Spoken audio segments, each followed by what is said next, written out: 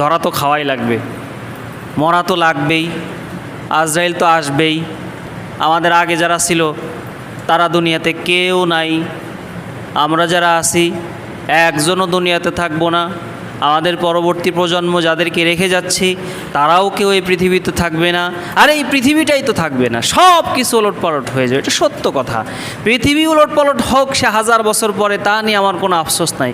কিন্তু আমি যে দুনিয়ার থেকে চলে যাব খুব দ্রুত, ইমিডিয়েটলি, একদম অল্প সময়ের মধ্যে, এটা তো চিরন্তন বাস্তব। বিশ্বাস হয়? বিশ্বাস না হয়ে কি উপায় আছে? বিশ্বাস না করলেও মরা লাগবে, বিশ্বাস করলেও মরা লাগবে। ভালো মানুষ হলেও মরা লাগবে, খারাপ মানুষ হলেও মরা লাগবে।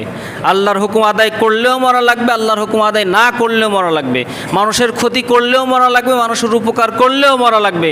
এখন আপনি ডিসাইড করবেন যে আপনি কোন পথে গিয়ে মরবেন, সেটা আপনার ডিসিশন।